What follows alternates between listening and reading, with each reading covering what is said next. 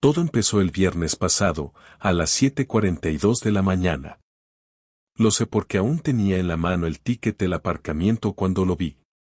Volvía del gimnasio, cansado y sudado, y justo cuando abrí la puerta del coche vi algo que me congeló el cuerpo, un papel, arrugado, metido bajo el limpiaparabrisas.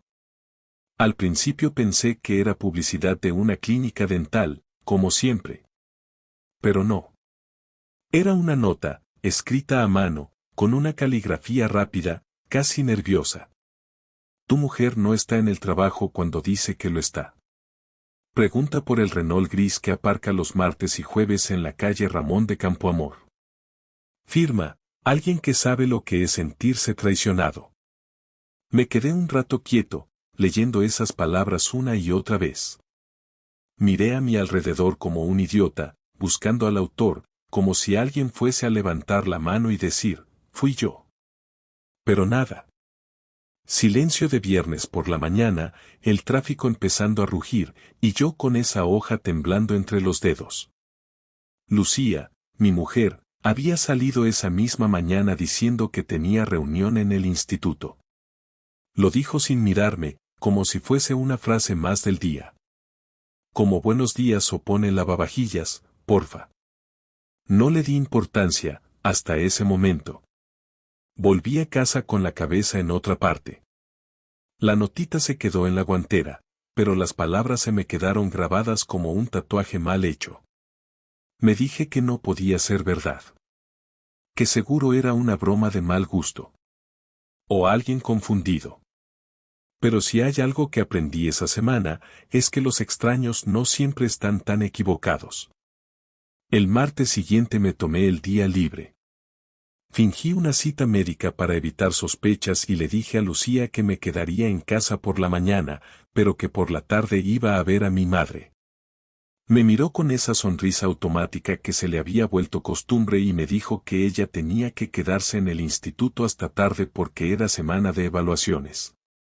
Me pidió que si podía pasar por el supermercado a última hora para comprar arroz, leche y cápsulas de café. Dijo que se le había olvidado. Yo asentí, como siempre.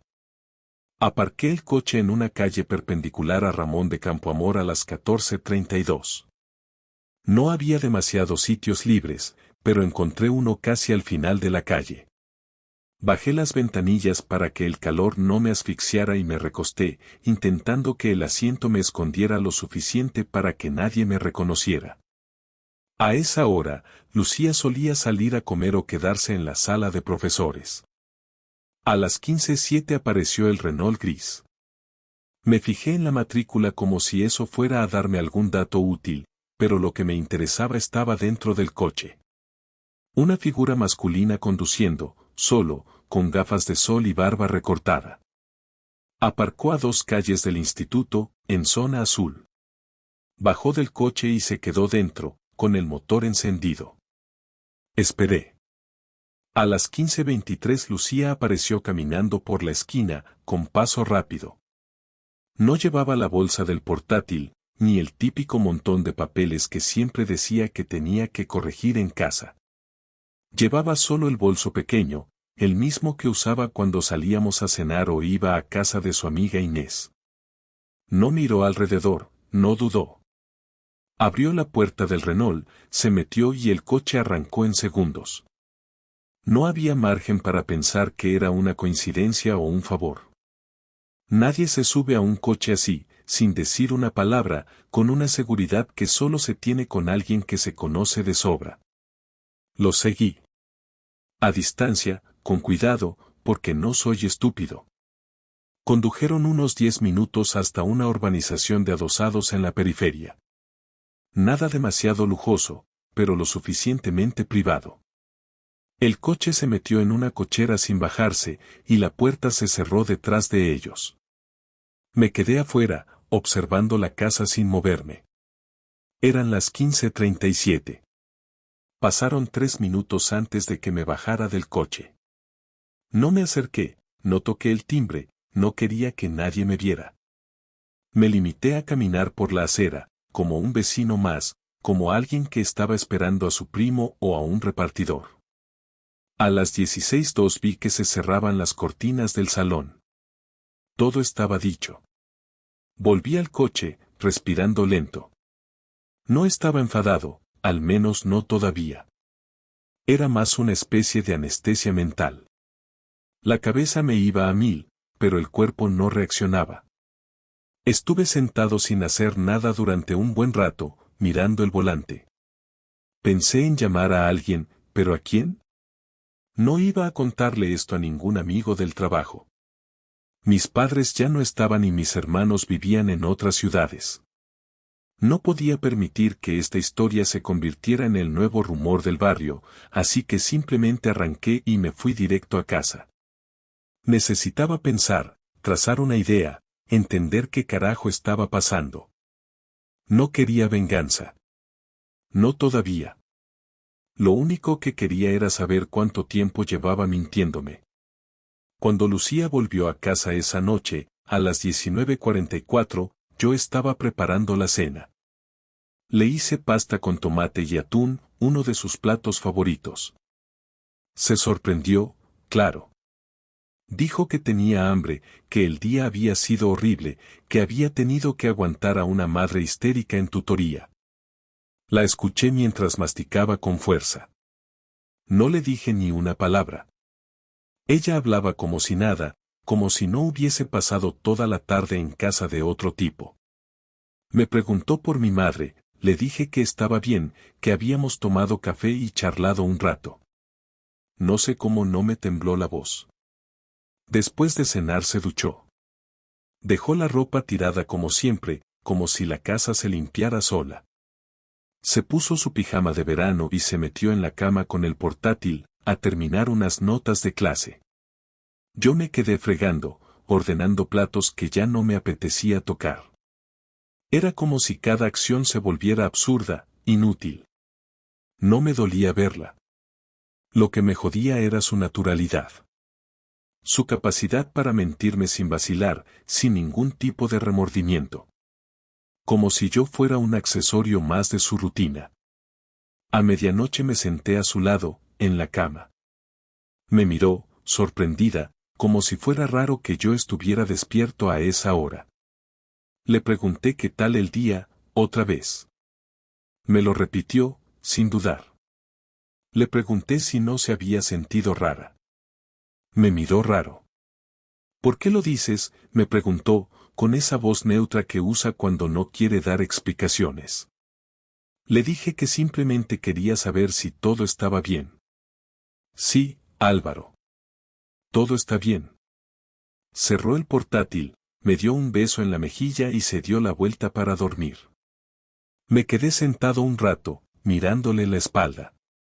Me acosté sin apagar la luz, sin decir nada más. En mi cabeza ya estaba tomando forma lo que vendría después. Porque si quería jugar a ese juego, yo también podía aprender las reglas. A la mañana siguiente no desayuné. Me limité a sentarme en el salón con el ordenador portátil abierto, sin tocar el teclado, solo mirando la pantalla en blanco mientras escuchaba a Lucía moverse por la casa, ducharse, buscar su bolso, sacar la tostadora sin saber que yo la estaba observando desde el reflejo de la ventana. Se fue sin despedirse. A veces lo hacía. Otras veces me daba un beso en la frente como si fuésemos compañeros de piso y no un matrimonio que compartía cama desde hacía 10 años. Cerró la puerta con el mismo sonido con el que yo supe que esa tarde sería distinta. Yo iba a hablar. Ya no tenía interés en seguir fingiendo que no veía lo evidente. Pasé toda la mañana revisando la agenda del instituto en su página web. Era pública. Cada profesor tenía asignadas sus horas lectivas, las reuniones, los turnos. Lucía, según la información oficial, solo tenía clase hasta las 12:30 ese día. A las 3 ya estaba libre. Lo confirmé 2 veces. A las 3:15 me puse una camiseta limpia, cogí las llaves del coche y conduje de nuevo hasta la urbanización. El Renault gris estaba allí, aparcado delante del mismo garaje. No lo pensé demasiado. Bajé del coche, Crucé la acera y toqué el timbre. Una vez. 2 veces. Nadie respondió. Me apoyé contra la pared como si tuviese todo el derecho del mundo a estar ahí, y esperé. Pasaron 20 minutos. A las 15:38 el garaje se abrió. El coche salió. Yo di un paso hacia el bordillo. Lucía conducía. Él iba en el asiento del copiloto. No lo había visto bien antes, pero esta vez lo tenía claro. Era más joven que yo. Quizás de 35. Camisa ajustada, cara de tío que se sabe atractivo. Cuando me vio, bajó la cabeza como si no me hubiese visto. Ella, en cambio, frenó. Me miró a través del cristal con los ojos abiertos, sin parpadear. No bajó la ventanilla. No dijo nada. Yo tampoco. Solo levanté la mano como si fuera un saludo casual. Ella arrancó de nuevo, acelerando sin brusquedad, pero sin pausa. Volví al coche, encendí el motor y lo seguí, a distancia. No sé si se dieron cuenta. Llegaron al centro, cerca de la Plaza Zorrilla, y aparcaron frente a un restaurante que yo conocía bien. Ella me había llevado allí en nuestro aniversario número 8. Comida italiana, manteles blancos, velas apagadas a las 3 de la tarde. Entraron. No lo seguí. No necesitaba más. Volví a casa y me senté en la cocina, sin luz, solo con el sonido del reloj marcando los segundos. A las 19:12 llegó Lucía. Abrió la puerta con la misma normalidad de siempre, dejó las llaves en la repisa, colgó el bolso y se metió directa al baño. Me levanté, la seguí, me quedé apoyado en el marco de la puerta mientras se lavaba las manos. Se dio la vuelta al verme. ¿Pasa algo?, me preguntó, sin sorpresa. ¿Estás con alguien?, le solté, sin rodeos. No respondió de inmediato. Ni siquiera hizo ese gesto de negar rápido con la cabeza que uno espera cuando una acusación es falsa. Solo se quedó mirándome, con la mandíbula tensa y los labios entreabiertos, como si no supiera por dónde empezar. No sé de qué hablas, dijo al final, cruzando los brazos. No tienes que hacerte la tonta, Lucía. Te vi entrar a su casa. Te vi salir con él. Hoy. Ayer. ¿Cuánto tiempo llevas con esto?, suspiró. Cerró la puerta del baño tras de sí, como si de pronto necesitara que nadie más en la casa pudiera oírnos, aunque estábamos solos. Se apoyó en la pared opuesta, como si eso le diera más autoridad. No es lo que piensas, empezó a decir, como si yo fuera un imbécil. No me digas eso, le interrumpí. No me insultes. Dime la verdad. Solo eso. ¿Está bien? Sí, estoy con alguien. Pero no es algo serio. No es amor. No es lo que tú crees. Me siento ahogada aquí, Álvaro. Me siento invisible. Siento que me convertí en un mueble más de esta casa, en una extensión de tu rutina. ¿Quieres la verdad? Pues esa es la verdad. No me siento viva contigo desde hace mucho. ¿Y en vez de hablarlo prefieres irte con otro? ¿Es más fácil follar en silencio que enfrentar lo que pasa? No lo planeé así, me dijo, subiendo un poco el tono. No fue algo que busqué. Simplemente pasó. Necesitaba escapar de esta prisión, de esta vida donde todo está medido, calculado. Tú eres perfecto en todo lo que haces, pero no me ves, Álvaro. Hace años que no me ves. ¿Y a él sí lo ves? ¿A ese imbécil del Renault gris? No te permito que lo insultes, me dijo, firme, como si él fuera un tema sagrado de golpe. ¿No me permites? No estás en posición de permitir nada, Lucía. ¿Tú crees que tienes algún tipo de autoridad moral ahora? No quería hacerte daño, replicó, bajando la voz, como si eso sirviera de algo. Pues te salió jodidamente mal. Me mentiste. Me usaste. Fingiste amor cada noche mientras te ibas a su casa cada tarde. Me trataste como a un idiota. Y encima vienes a decirme que fue por mi culpa. Se quedó callada. Bajó la mirada. No lloró. Eso fue lo peor. Ni una sola lágrima. Como si ni siquiera sintiera remordimiento. Como si para ella, esto ya estuviera digerido hace tiempo. ¿Cuánto tiempo llevas con él? Pregunté al final, más por cerrar el tema que por curiosidad. Desde marzo. Hice los cálculos. Eran casi 4 meses. 4 meses de mentiras, de cenas falsas, de abrazos vacíos. 4 meses donde ella vivía 2 vidas y yo apenas vivía media. Muy bien, le dije, bajando el tono. Entonces ahora sí, vamos a hablar en serio. No dormí esa noche. Me quedé sentado en el sofá con la tele encendida, sin volumen, solo por tener algo que se moviera delante de mí mientras mi cabeza hacía inventario de todo lo que había pasado.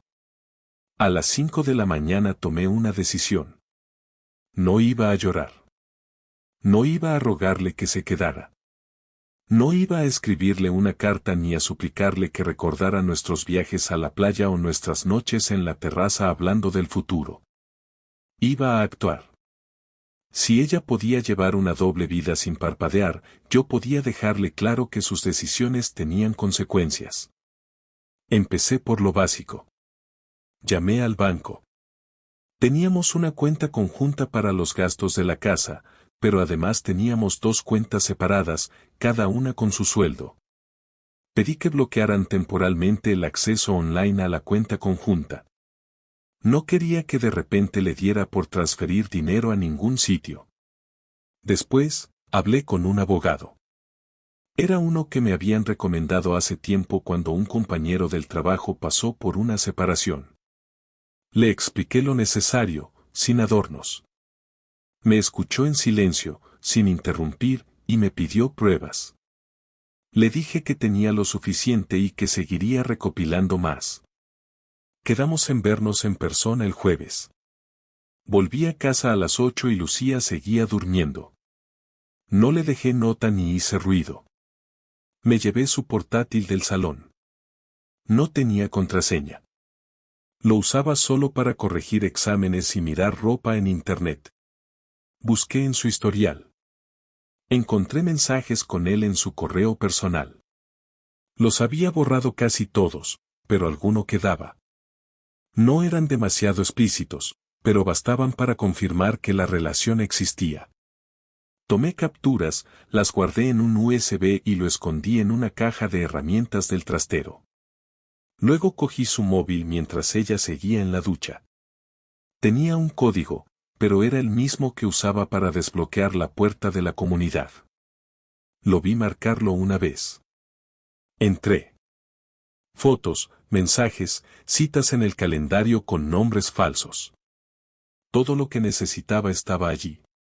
No para chantajearla, sino para que cuando llegara el momento, nadie pudiera dudar de lo que había pasado. Ese día actué como si nada. Preparé café, le pregunté si quería que compráramos algo especial para cenar el fin de semana, incluso le dije que estaba pensando en pedir vacaciones en agosto. Ella, como siempre, fingió que todo estaba bien. Me dijo que tenía mucho trabajo, que iba a comer fuera con unas compañeras, que no me esperara despierto. Me dijo te quiero antes de cerrar la puerta. Y por primera vez en años, no le respondí. Llamé a mi primo Oscar. Vivía en un pueblo a media hora, y tenía una casa con una habitación libre. Le dije que necesitaba su ayuda unos días, que no podía explicarle mucho por teléfono, pero que me venía bien un sitio tranquilo donde dormir sin preguntas. Me dijo que sin problema, que fuera cuando quisiera. Empecé a meter ropa en una maleta pequeña, solo lo necesario. Nada que ella pudiera echar en falta enseguida. También guardé documentos, el USB y una copia de las escrituras del piso. Después volví a salir como si fuera al trabajo, pero en realidad fui directo al instituto. Me esperé en un bar frente al centro. Pedí una Coca-Cola y me senté junto a la ventana. A las 3:45, lo vi. Él. Mismo Renault, misma chaqueta, misma cara de tipo satisfecho. Bajó del coche y entró. 20 minutos después, Lucía apareció. No miró a nadie. Se metió en el coche como si fuera una rutina, como si aquello fuera parte de su vida diaria, como si fuera lo más normal del mundo. Se besaron. No se escondieron. Ni siquiera disimularon. Grabé un video corto. No necesitaba más. La última parte fue la más delicada. Esperé al sábado por la mañana. Lucía no trabajaba. Siempre se levantaba tarde y yo solía aprovechar para limpiar, hacer cosas en casa. Esta vez lo hice igual, pero después me senté frente a ella en la cocina. Le pedí que me escuchara sin interrumpirme. Le dije que sabía todo. Que tenía pruebas. Que no iba a perdonarla. Que había contactado con un abogado. Que iba a pedir la separación de mutuo acuerdo o, si se ponía tonta, contenciosa. Que pensaba irme esa misma tarde, que ya tenía un sitio donde quedarme, que ella podía quedarse en el piso mientras encontrábamos una solución legal. No grité. No insulté. No lloré. Ella tampoco. Solo me miró y dijo: ¿Ya está? Sí, le respondí. Esto ya está. No vas a darme opción de explicarme, ¿verdad? Tuviste 4 meses para hacerlo. Y tú estás decidiendo romper todo por una aventura sin importancia. No es solo por eso. Es por cómo lo has manejado. Por cómo me has mentido. Por cómo has vivido conmigo mientras te entregabas a otros sin ni siquiera sentir un mínimo de culpa. No te estoy dejando por lo que hiciste. Te estoy dejando por lo que eres. No respondió. Se levantó, se encerró en la habitación y no salió en toda la mañana. Yo terminé de preparar mi maleta, me aseguré de no dejar nada importante y me fui sin hacer ruido. Solo dejé una hoja sobre la mesa, con el nombre y teléfono del abogado, y una nota escrita en bolígrafo. Este es mi límite. Pasaron 4 días sin que intercambiáramos una sola palabra. Yo seguía en casa de Oscar, durmiendo en una cama de colchón duro y sábanas ásperas, pero sin el peso de estar al lado de alguien que ya no me respetaba. Durante el día iba al trabajo como siempre, me duchaba en el gimnasio antes de entrar y por las noches cenaba con Oscar y su mujer, que apenas me preguntaban nada. Se agradecía ese tipo de silencio, el que no juzga, el que simplemente acompaña. El abogado ya había preparado los papeles. Estaban listos para que los firmáramos los dos, y con eso iniciar el proceso. Yo no tenía intención de pelear por el piso ni por ninguna posesión, solo quería cerrar el capítulo con el mínimo contacto posible, sin más escenas. El jueves a las 8 de la tarde me escribió por primera vez. Un mensaje corto: necesitamos hablar. Estoy en casa. No contesté de inmediato. Esperé 1 hora, terminé de cenar, salí a dar una vuelta, fumé un cigarro aunque hacía años que no tocaba uno. Finalmente le respondí que pasaría por la noche. Cuando llegué, estaba sentada en el sofá, sin maquillaje, con un jersey ancho y las piernas cruzadas. No se levantó al verme. Solo me miró como si no supiera muy bien por dónde empezar. Me senté frente a ella. No saludé. No pregunté cómo estaba. Me limité a esperar que hablara. Tardó. He estado pensando mucho estos días, dijo finalmente. No intento justificarme, pero quiero entender por qué llegamos hasta aquí. Me cuesta asumir que esto se haya ido tan lejos. No se fue solo, respondí. Tú lo llevaste. Sí. Pero es que no sé cómo explicarte lo que me pasa. Siento que me perdí en nuestra vida. Que un día me desperté y ya no sabía quién era. Y no es culpa tuya, no lo digo así, solo, me asfixiaba nuestra rutina, nuestra normalidad. Lucía, lo que tú hiciste no fue por falta de emoción, fue por falta de respeto. Podías haber hablado conmigo, podías haberme dicho que estabas mal. En vez de eso, mentiste. Repetidamente. A la cara. Durante meses. No quería destruir lo que teníamos, dijo, bajando la voz. Me engañé creyendo que podía manejarlo, que era algo temporal, algo que no iba a afectar a nuestra vida. Pero me equivoqué. No me esperaba que esto se nos fuera de las manos. ¿Y qué esperas ahora? No lo sé. No espero que vuelvas. No espero que me perdones. Pero quería que me lo dijeras tú, con tus palabras. Que esto se acabó. Que ya no hay nada que salvar. Lo necesito para dejar de imaginar que aún queda algo.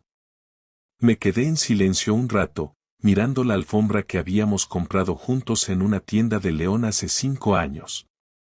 Estaba sucia, con manchas que nunca habíamos limpiado bien. No me dio pena verla ni me trajo buenos recuerdos. Solo la vi por lo que era, un objeto más en una casa que ya no me pertenecía. Sí, Lucía. Esto se acabó. Lo que había entre nosotros ya no existe. Se rompió cuando decidiste priorizar tu deseo sobre nuestra lealtad. No hay forma de volver atrás. Lo único que puedo darte ahora es mi respeto por lo que fuimos. Pero no puedo darte más. Ella sintió, apretó los labios y se recostó en el sofá como si el cuerpo le pesara. No lloró. Ni siquiera hizo el intento. Solo aceptó mis palabras como si ya las hubiera escuchado en su cabeza muchas veces. ¿Firmaste los papeles? Le pregunté. Sí. Los tengo aquí. Se levantó, fue al mueble del salón y trajo el sobre con los documentos. Me los entregó sin decir nada más. Los metí en mi mochila sin abrirlos. No hacían falta más palabras. Me levanté para irme. Álvaro, me dijo de pronto, antes de que llegara a la puerta. ¿De verdad nunca vas a querer saber qué sentía por él? Me detuve. No me giré. Respondí sin pensarlo demasiado. No. Porque lo que sentías por él no me define a mí. Y lo que siento ahora tampoco depende de eso. Me traicionaste. Eso es todo lo que necesito saber. Salí del piso sin cerrar la puerta con fuerza, sin mirar atrás, sin dramatismo. Bajé las escaleras como quien vuelve de una reunión cualquiera. Ya no me temblaban las manos, ya no tenía la mandíbula apretada, ya no estaba haciendo esfuerzos por no explotar. Solo quería llegar al coche, encenderlo, y volver a mi nuevo refugio donde podía dormir sin fingir. No me sentía bien, pero al menos ya no me sentía confundido. Al llegar, Óscar me esperaba en la cocina con una cerveza en la mano. Me miró, levantó la ceja como quien pregunta sin hablar. Todo listo, dije, y me senté a su lado. No me había imaginado nunca así el final de un matrimonio, pero la verdad es que no fue tan dramático como pensaba. No hubo gritos, no hubo portazos, no hubo lágrimas derramadas frente al espejo. Fue más bien como un trámite silencioso, como devolver las llaves de un piso alquilado cuando ya no te queda nada dentro. El lunes siguiente llevé los papeles firmados al despacho del abogado. Me preguntó si quería añadir algo más, si quería pelear por la vivienda o por alguna compensación económica. Le dije que no. No tenía interés en quedarme con un espacio que ya no reconocía como hogar, y mucho menos en discutir con alguien que ya no tenía espacio emocional en mi vida. Lo único que pedí fue que el proceso se hiciera rápido, sin rodeos, sin citas innecesarias. En el trabajo no cambié nada. No me ausenté, no pedí días libres, no conté nada a nadie. Solo un compañero, Diego, me preguntó si estaba durmiendo poco porque me notaba distinto. Le dije que tenía la cabeza en mil cosas, que era una racha. Lo aceptó sin más. Me pareció mejor así. No me apetecía que mi vida personal se convirtiera en conversación de pasillo, y tampoco necesitaba consejos de gente que ni siquiera sabía cómo era Lucía en realidad. No por rencor, sino porque simplemente me había desconectado. Ella ya no formaba parte de mis decisiones. Ahora todo lo que hacía, lo hacía por mí, y eso, aunque no me alegraba, me daba cierta sensación de orden. Una semana después de nuestra última conversación, Lucía me escribió un correo. Me decía que estaba pensando en irse del piso, que no podía seguir viviendo allí sola, que cada rincón le recordaba algo que ya no estaba. Me pareció justo. Le respondí que cuando tuviera una fecha definida me avisara para pasar por allí a recoger los últimos objetos que todavía eran míos. El televisor del dormitorio, unas herramientas, un par de libros. El resto se lo dejé. Le aclaré que no tenía ninguna intención de volver a ese lugar más de una vez. No hubo respuesta. Ni falta que hacía. Lo que más me costó no fue la ruptura, sino aceptar que había permitido vivir en una mentira durante meses. Me pregunté muchas veces si fui ingenuo, si cerré los ojos adrede para no afrontar lo que era evidente. Revisé conversaciones mentales, situaciones que ahora entendía de otra manera. Las salidas repentinas, las llamadas que interrumpía, los silencios en mitad de la cena. Estaban ahí, sí, pero uno se acostumbra a justificar lo que no quiere enfrentar. Me costó más perdonarme a mí mismo que a ella. Porque uno espera que la persona a la que ama no te falle, pero también espera no ser tan ciego como para no notarlo. Los días se volvieron más tranquilos, aunque no más felices. Pero la tranquilidad tenía su mérito. Me levantaba sin sobresaltos, comía cuando quería, leía más de lo que había leído en los últimos 3 años. Volví a escuchar música mientras cocinaba, volví a salir a caminar por las noches sin tener que avisar a nadie. Todo eso no me devolvía la alegría, pero me sacaba de la inercia en la que había estado metido tanto tiempo. A veces me sentía solo, eso sí. No por extrañar a Lucía, sino por la simple presencia humana que se pierde cuando uno deja de compartir cama, rutinas, palabras. Pero era una soledad asumida, elegida, y eso la hacía más llevadera. Un viernes por la noche, mientras cenaba en el salón con una cerveza y una serie encendida de fondo, sonó el teléfono. Era Oscar. Me dijo que él y su mujer se iban a pasar el fin de semana a la casa de sus suegros y que si quería quedarme allí, tenía la casa para mí solo. Agradecí la oferta, pero le dije que estaba bien, que estaba pensando en buscar ya un piso propio.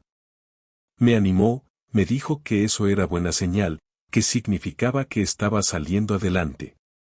Colgué y me quedé un rato mirando al techo. Me di cuenta de que ya no tenía miedo al siguiente paso. Ese domingo visité 2 pisos. Uno era pequeño, céntrico, con una cocina vieja pero funcional. El otro tenía una habitación más, algo más alejado, pero con buena luz. Elegí el segundo. Firmé el contrato al día siguiente. Cuando me entregaron las llaves, no sentí emoción, pero sí un cierto alivio. Entré, revisé las estancias y abrí todas las ventanas. Esa tarde compré un colchón, una silla y una mesa plegable. No necesitaba más para empezar. Lo demás vendría con el tiempo. A las 2 semanas recibí un correo del abogado confirmando que Lucía había completado su parte del proceso. La separación ya era oficial. Abrí el mensaje, lo leí 3 veces y lo cerré. No sentí nada concreto. Solo el peso de una etapa que había terminado. Esa noche dormí en mi piso nuevo, en el colchón aún sin sábanas, con la ventana abierta y sin pensar en el día siguiente. No había felicidad, pero sí un silencio que no dolía. Eso fue todo. No hubo reconciliación, no hubo escenas finales, no hubo redención. Solo hubo hechos, consecuencias y un nuevo punto de partida. Aprendí que confiar no es un error, pero ignorar las señales sí lo es. Aprendí que la dignidad no se negocia, que uno puede romperse sin arrastrarse y que cuando alguien te traiciona, no se le suplica, se le deja atrás.